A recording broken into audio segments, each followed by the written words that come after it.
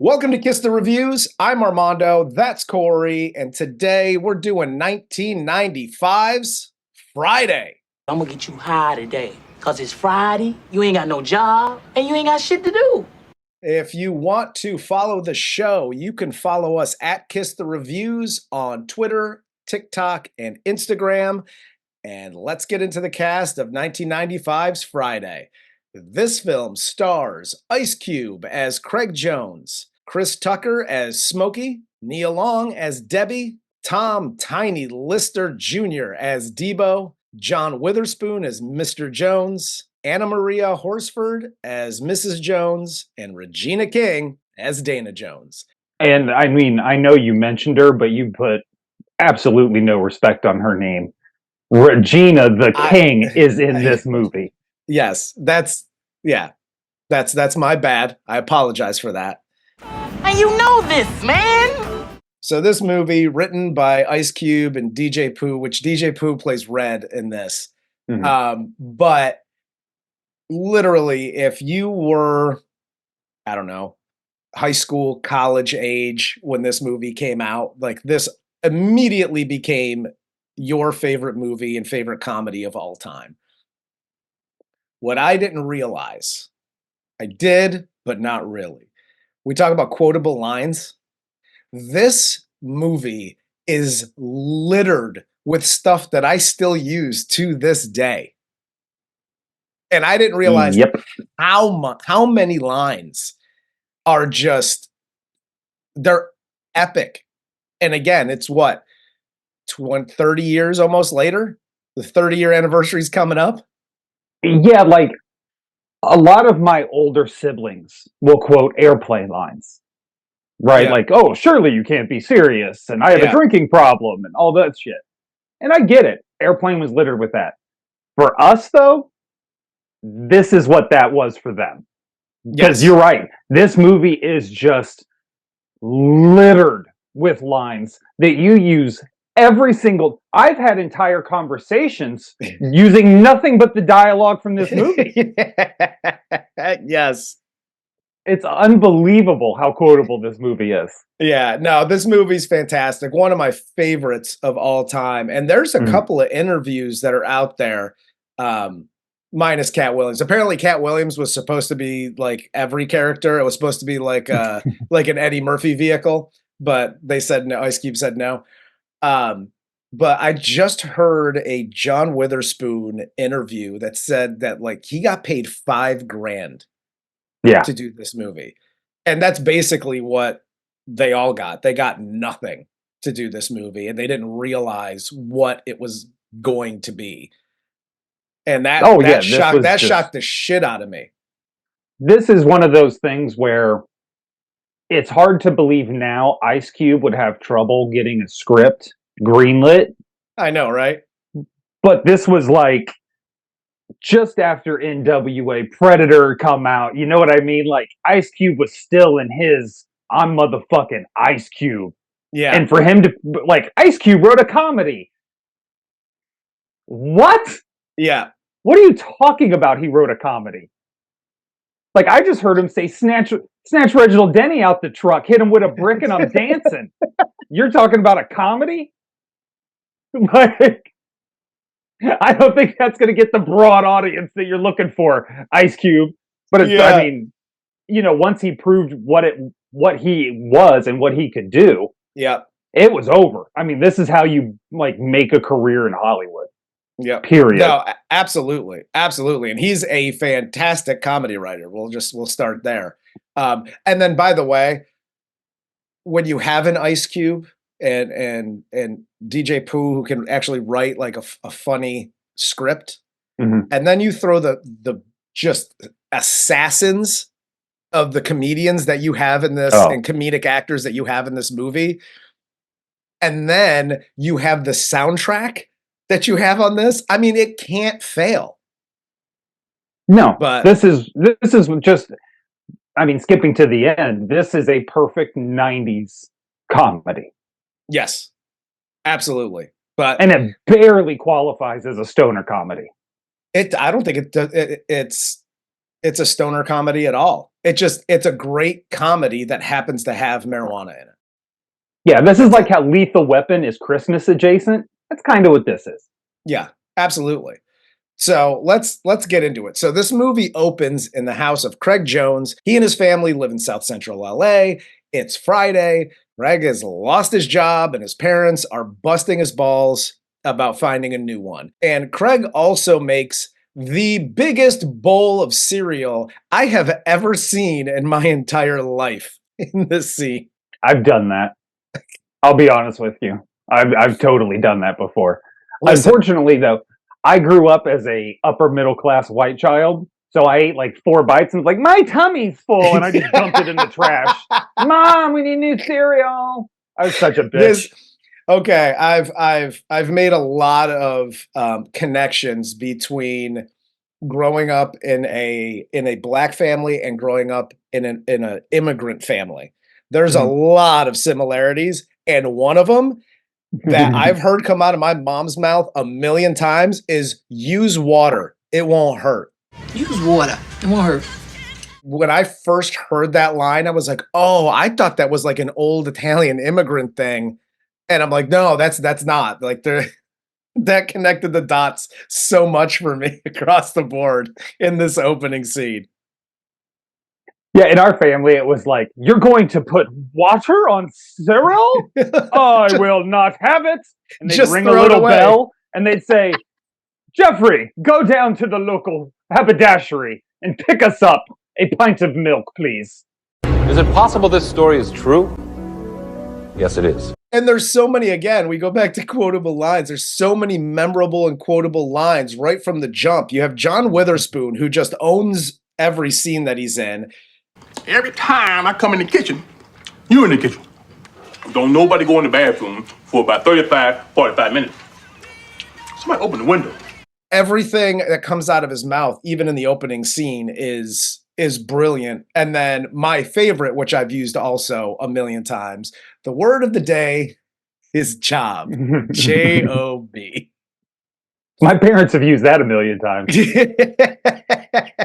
But we then enter Smokey here, Craig's pothead friend who owes Big Worm money for buying weed to sell on consignment. And Craig tells Smokey about getting fired on his day off. So we have the interaction here between Smokey and Craig. And I have a quick don't do that for those of you out there.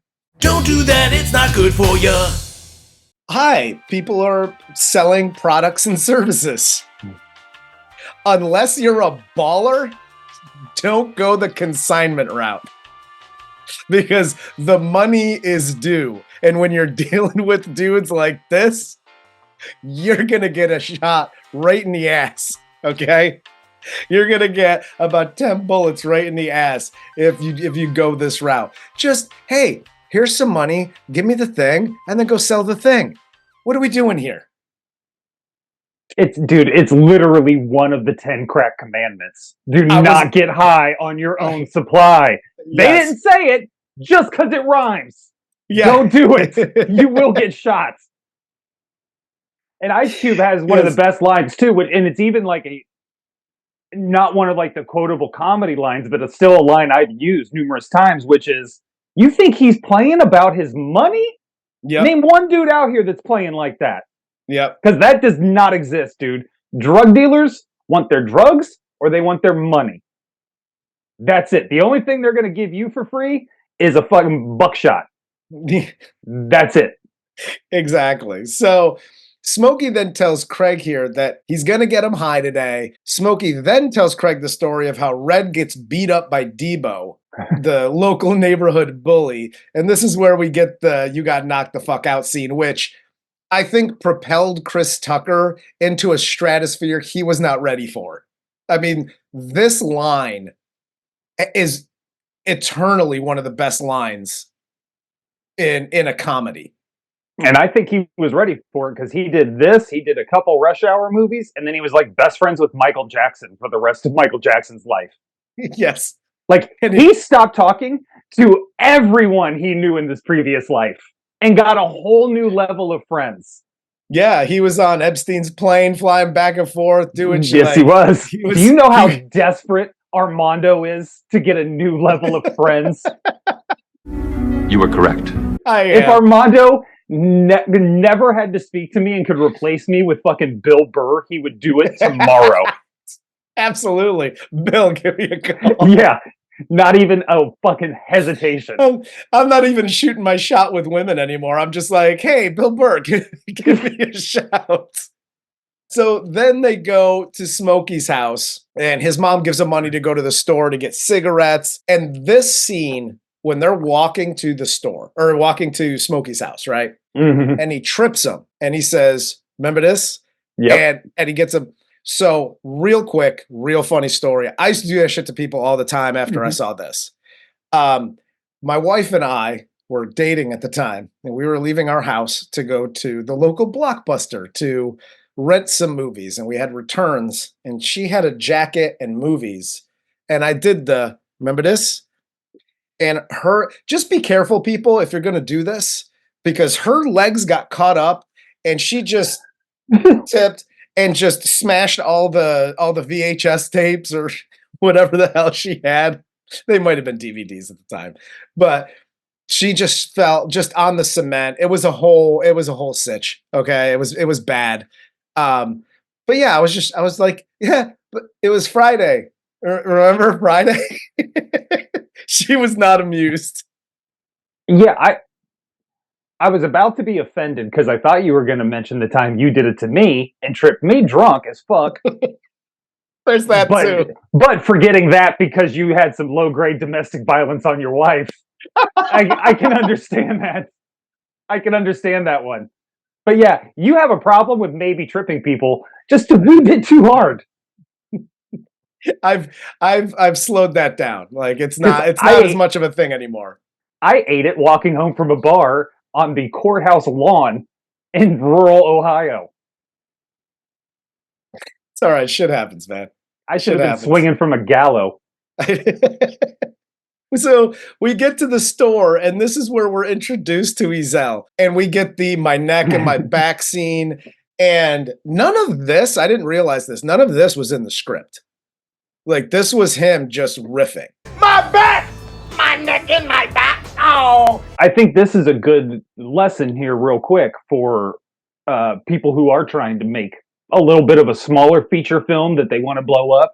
Yeah. Hire comedians, because their improv ability in those situations builds you this fucking temple of hilarity, which is just a throwaway scene otherwise. The joke is Smokey's car. It's not really anything else in this. Yep. But Ezell elevates it so much with my neck and my back, and we'll settle out of court right now. And I mean, fuck, I still use the settle out of court right now. Yeah.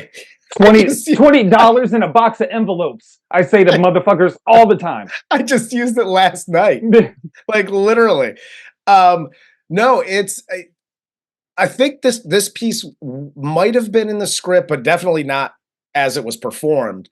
And they just, once they started, Ezell apparently wasn't supposed to be in this movie throughout. Mm-hmm. But after the first couple of scenes they shot with him, they were like, dude, we'll bring him in for this. Here, just do this, riff over here. And so they brought him in way more than he was supposed to initially be in the film. Just because his shit was that funny. And every scene that he's in is hilarious. Hey, Smokey back here taking a shit. Oh yeah, he kills. Everybody in this movie kills. It's so rare that you find something like this. Yep. Or even like a small character like Red. DJ Pooh is nobody I'd be like, I know who we should call to act in this movie. DJ Pooh. Yes. That was something I would never say, but he fucking kills as Red in this movie. 100%. Every small Paula Jai Parker as his ratchet ass girlfriend kills in this movie. Yep. Everybody. Felicia kills in this movie and spawned by Felicia. Like there hasn't been something developed out of nothing since like Stan.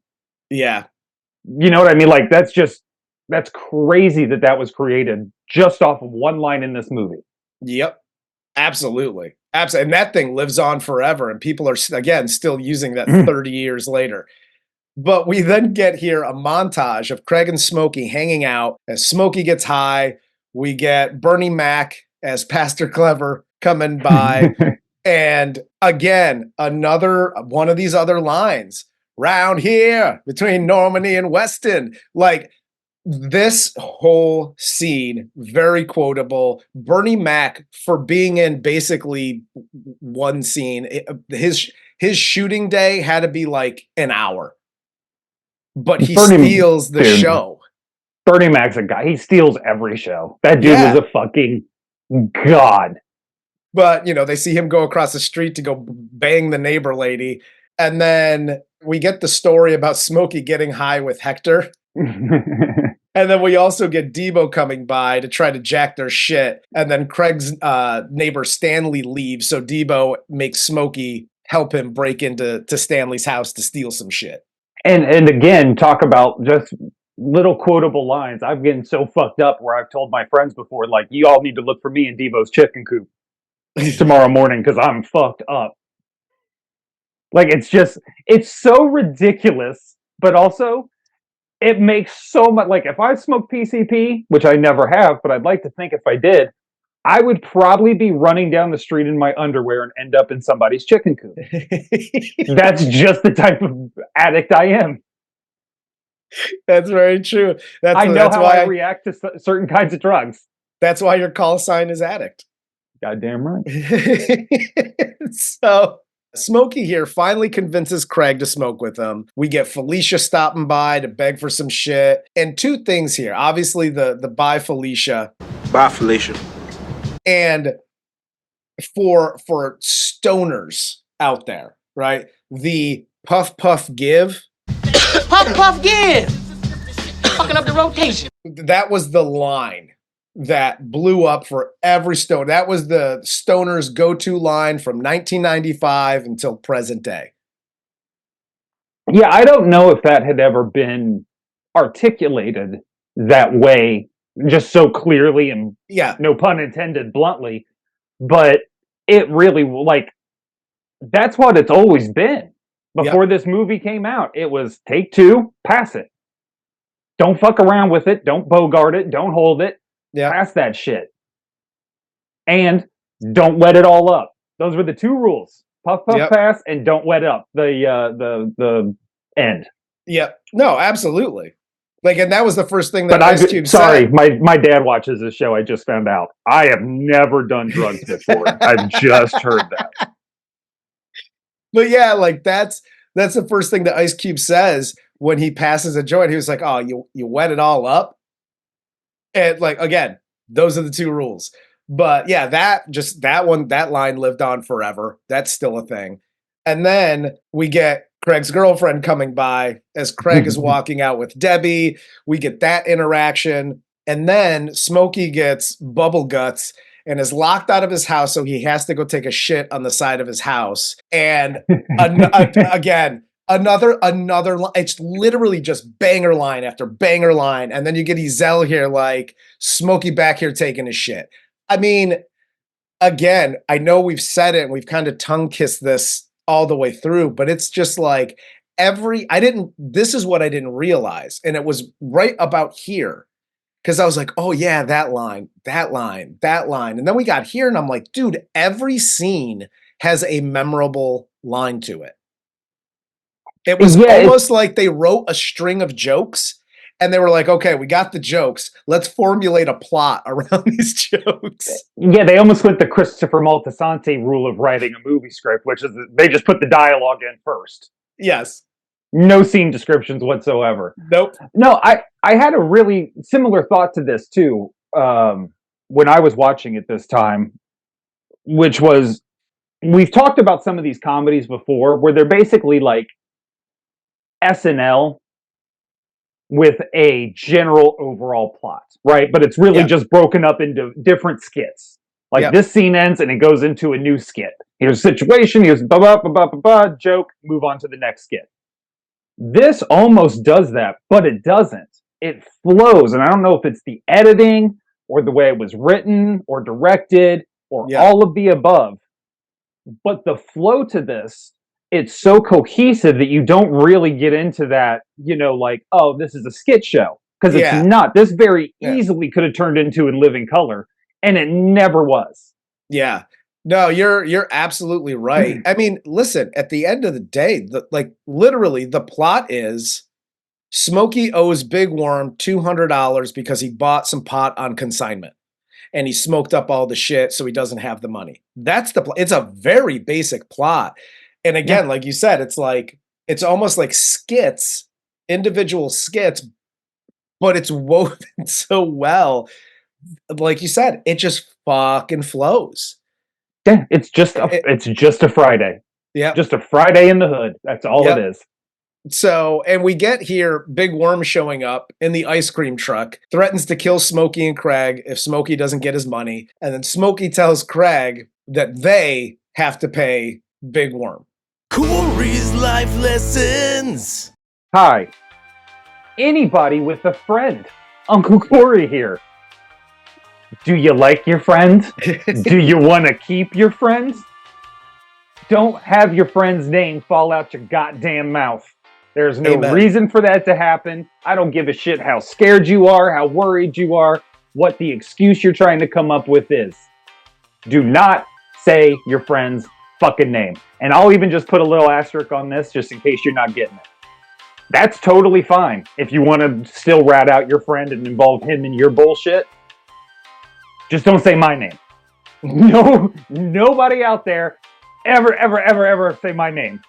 Like, oh, Corey and I were, no, we were not. No, we were not. No, listen, you got to take those hits sometimes, especially when your dude had nothing to do with it. Stop bringing innocence into the conversation. And if he's really your boy, he's going to help you out anyway. You didn't have to force him to help you out. Exactly. And that's what you did. So fuck you, Smokey. So Red then here swings by. He's got the black eye from the fight with Debo. Debo comes by again. They hide their shit, but Red tucks his chain into his shirt. He gets it taken by Debo. Man, my grandmama gave me that chain. Dude, again. I have mimicked him running to the car. Because I don't know if you can see me very well, but I have lanky fucking arms, so I can do that run extraordinarily well. And I don't know about you. It's so fucking funny every time. It's great. And this is what I loved about this. There was little things that they added, like the car alarm on every car, including his piece of shit like Ford Escort or whatever he was driving. But so like those little things I loved. And again, I don't know about you, but if anybody has been pissed off in a conversation and then they walk away, I every time to this day, oh, he gonna cry in the car. I always say it. I say it all the time. I do it all the time. Yeah, we know. I literally cry in the car almost once a day. We then get the Janet Jackson scene, Debbie's friend that Smokey was trying to hook up with. Control. God damn, this movie's so good. Well, we get that when he's on the phone with her, and then she comes over. And again, Chris Tucker crushes this role. Just his reaction to seeing her in person. And he was just like, he's a little disheartened. He's kind of pissed. And then when she takes off the hat with like the sewn in dreads. Cause see, I ate twice before I came. God damn! Just those reactions out of Chris Tucker, they're just fucking brilliant. Oh, yeah. And by the way, for all those kids out there that are like, catfish and social media and everybody lies on dating apps. Bitch, they were lying to us over fucking landline phones back in the day. And here's a tip, just for anybody out there. We'll just do this. Corey's Life Lessons. Hi, daters. Uncle Corey here. You've never seen her before, and she sounds sexy as fuck on the phone. That bitch fat. Shit! That girl wilding all outside. And look, I'd never turned it away. You know me. I know you. I am the king of the big girls. I nothing but love for him. But also, you know you ain't looking like Janet Jackson with your fat ass. You need to stop lying on people right now. Craig then asks basically everybody in his family for the $200 to pay Big Worm. He asks his sister Dana, and Dana basically tells him to go fuck himself. Like, he asks his mom, and he's like, Mom, can you loan me $200? And she's like, well, you don't have a job, so I don't feel comfortable loaning you money, and yada, yada. Which is a typical mom response, but he also doesn't tell her why he needs the money. He literally tells his sister, hey, if we don't pay Big Worm, he said he's gonna kill us. And he's like, were you gonna lend me the money or not? And she just goes, not, and leaves. Like, yeah, I would say cold as shit. She does not believe a fucking word coming out of his mouth. Not at all. Not and I'll be honest with you, this is how good of an acting job Ice Cube did, because he's supposed to be still high when he's asking all his family for money. Yeah. And he acts so fucked up. He's unbelievable when he's telling the truth. Yeah. He looks like he's bullshitting. It's so good. But yeah, Regina wasn't having that shit. She's got hair to fix. Fuck yeah, she does. That shit's not cheap. So Smokey here then finds out that Debo is sleeping at Felicia's house. So he sneaks in the window, tries to steal the money, but Ezel comes in, Debo wakes up, and they both dip out the window, and he doesn't have the money. We roll then into Craig grabbing his gun, him and Smokey going outside. The van pulls up with Big Worm's dudes in it. They start shooting. Smokey and Craig get away and hide. And when they get back home, everyone's outside. And this is where we get Debbie coming over with Felicia because Debo beat the shit out of her. And Debo smacks Debbie. And this is where Craig steps in and we get the fight between Debo and Craig. And this is a credit to how good of a script this really is, because the scene where Chris Tucker, Smokey, is sneaking into Felicia's room, he's gonna rob Debo for that $200. And that scene's all built around the shit stain in Debo's underwear. Yeah. And Chris Tucker trying to sneak around, and then Debo smelling the straw and taking a sip. You know, that's weird. That's the scene. Yeah. But for them to connect that back to where Debo has to now slap Debbie, and that brings in Ice Cube now and gives him the reason that he has to stand up to Debo. Yeah. That one he can't let slide. That's like the only thing he's not going to let slide is him hitting Nia Long. So it's such a good way to bring that back around very quietly, very quickly, where it all makes sense. And this is what I think we were talking about, or is an example of what we were talking about when we said it's cohesive and it doesn't seem like it skits broken up. Yeah. Because every plot line comes right back around and it all makes sense. There is no convenience of plot. You know what I mean? Like, you can see a lot of movies like Soul Plane. That motherfucker wilds out. They lost that script 15 pages into it. Great movie. I love that movie to death. But you can tell that shit just went, we don't know what the fuck's happening here. This shit's going nuts. It's a very cohesive, tight script. And because they stuck to it, because they had the actors involved and everything else, it kept it from seeming like it was a skit show. Yeah. No, absolutely. And the only thing that I didn't like here, personally, in this fight, because it's actually a really good fight scene between Craig and Debo, right? But every time, like, Craig gets his hits in, but every time he hits him with like a 2 or a 3 piece, and then he immediately tries to like tackle him. Like, bitch, this ain't MMA. Why are we going to the ground and pound? This dude is a foot taller than you and has got you by at least 75 pounds of just pure fucking muscle. Just FYI to those out there, when it's that big of a difference, stop trying to take it to the ground. You're the faster one. 2 or 3 piece, back off. 2 or 3 piece, back off. Stop trying to tackle him. You ain't a linebacker, okay? Yeah. Unless you know how to grapple, stop trying to grapple. This is not WWE. You are going to get so many elbows in your fucking kidneys, it's not even funny. Exactly. So after Craig knocks out Debo with a brick to the grill, Smokey then steals the $200 that Debo had from Stanley's house so that he could pay off Worm. And then Craig here walks off with Debbie. And they set up the whole. And this was one of my favorite things because it happens a couple of times throughout the movie.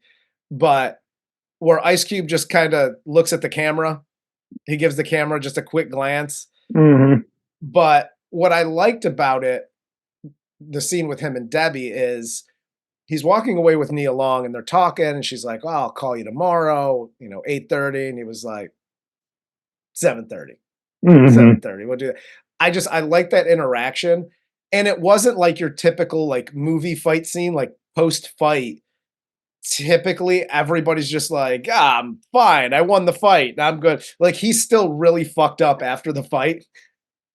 Like, and he's still, wiping the blood off his mouth. And My favorite scene after the fight is Dana's friend that comes over to the house to help her do her hair, and John Witherspoon are walking back to the house, and John Witherspoon starts fucking with her and she goes, stop!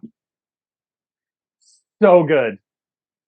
She's only in the movie for probably a grand total of 45 seconds, but her like, like that shit is hilarious because Smokey's fucking with her earlier and she does it. John Witherspoon's here fucking with her. She does it again. But then again, the movie ends with Smokey. It ends on just the single shot of Smokey, him calling Big Worm to tell him that he has his money. I was just bullshitting. And you know this, man. The last line to end the movie, another memorable quotable line. Like, they just said, fuck it. We've put banger lines throughout this whole thing. Let's just end the movie with another banger line. Cool. Yeah, why not? And another fourth wall break and another fucking banger line. Yes, absolutely. Now, dude, this movie is fantastic. I know we in the past we've talked about, does it stand the test of time? But like this movie, I don't think will ever not stand the test of time. Like this movie is just as funny, just as, I don't know, relevant, just like it still holds up all these years later. Oh yeah, the jokes are still good. The scenes, and I don't really care where you grew up. You have these people in your life. You were right. You can relate to all the characters in this movie. You have a friend like Smokey that bullshits too much. Don't say a fucking word. You have your, the fucking neighborhood bully who terrorizes everybody. Yeah. You have the stuck-up neighbor who don't walk on my grass. All of these people exist in literally every neighborhood in America. Yeah. So it absolutely holds up. And the only thing that really gives it away as being like a 90s movie is some of the slang they use. Like D-Zang is said a lot. Yeah. Like, I don't really think people say that anymore that often. Yeah. Front to back, this movie's fantastic. It starts off with a bang. Banger lines all the way through it. The soundtrack is great. I still own this CD. Like, I bought the CD the minute I saw this movie, and the soundtrack's awesome. The movie's awesome. And yeah, Ice Cube in 1995, Ice Cube became like my hero because I obviously loved all the NWA stuff. I loved when he broke out solo. I loved that. And then this came out and I was like, well, he's now my favorite person of all time. I thought it was because he wrote himself into a movie where he hooked up with Paula Jai and fucking Nia Long in the same day. That too. That's impressive. That's impressive. By the way, my only complaint about this movie is if you want to have somebody play the ratchet girlfriends, you got to fuck Paula up way more. Because I was still totally into. I'm like, I put up with that bullshit. She looked fucking so good. 100%. I'm right there with you. I deal with that funky ass little attitude. Yeah, I don't know if I would. Maybe for a little bit. I'd give me 5 minutes and I'm good. Just give me 3.5 minutes. Maybe even 4. On that note, We'll end it there. For Corey, I'm Armando. This is Kiss the Reviews, and this was 1995's Friday.